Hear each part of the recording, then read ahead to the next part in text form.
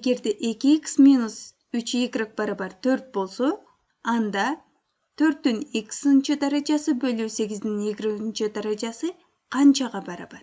Бизде бул жердин маанисин эсептебибиз керек.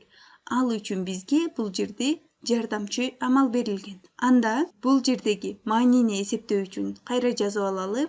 4-тün x-нчы даражасын бөлүүбүз керек 8-дин y-нчы даражасына. Анда бул жерде берилген сандарды биз даража түрүндө жазып алсак болот. 4 бул 2-нин 2-нчы даражасы. Ал эми 8 2-нин 3-нчы даражасы. Демек, ал түрдө жазып алабыз.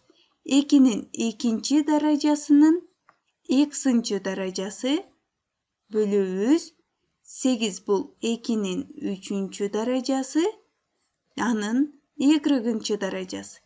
Демек, бул жерде берилген 4x-ты биз 2-нин 2-нчы даражасынын x-нчы даражасы деп жазып алдык. Анда бул жерде 2-нин 2-нчы даражасынын x-нчы даражасын биз бул түрдө жазып алсак болот. 2-нин x-нчы даражасына барабар деп жазып алсак болот. Бул сандарды көбөйтүү түрүндө жазып алабыз.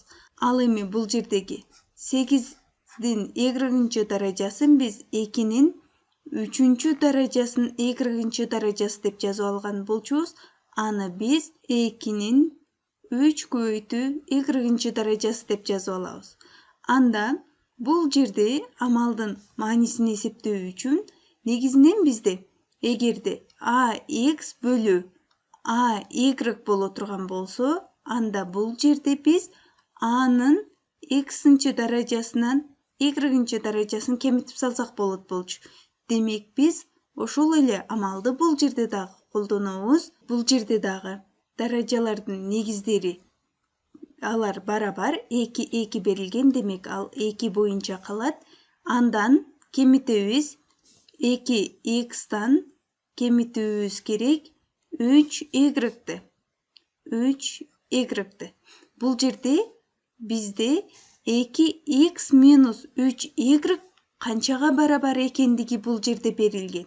Ал 4-кө барабар. Демек, биз бул жерди жалпысынан 4-кө барабар деп алсак болот. Анда ал 2-нин 4-нчы даражасына барабар. Демек, 2-нин 4-нчы даражасы ал 16-га барабар. Демек, биз жоопту эсептеп алдык.